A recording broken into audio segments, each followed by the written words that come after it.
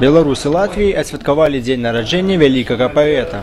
Суполка світанак зладзіла богдановіцкія чытанні, узгадалі лепшыя вершы Богдановича і праспявалі іх.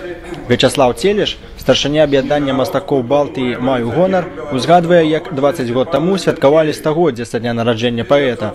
З таго часу штогод латвійскія беларусы ладзяць невялікія вечарыны. Яго патрыятызм распаўсюдзіўся па ўсяму свету, тым ліку і на беларусаў Латвіі.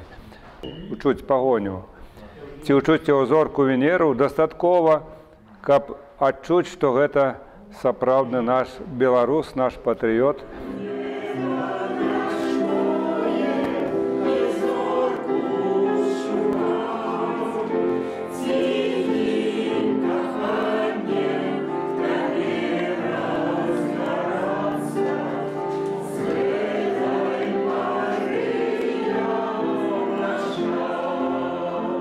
Адначасова з богдановіцкімі чытаннямі латвійскія беларусы адчынілі фотавыставу, прысвечаную лёсу іншай беларускай легенды – Ефрасіні Полацкай і яе крыжу.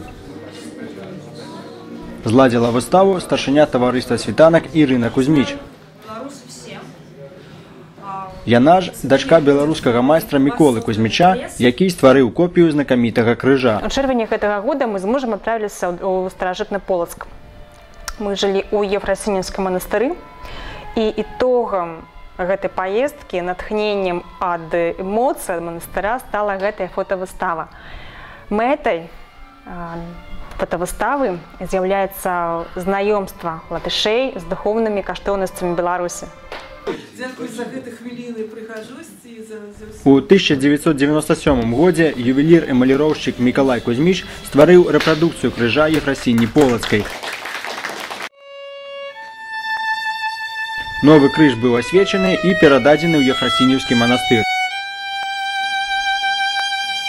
Мастацкая тэхніка заключаецца ў стварэнні малюнкаў тонкімі залатымі ніткамі, якія затым умацоўваюцца на металічных пласцінках і запаўняюцца рознакаляровымі эмалямі.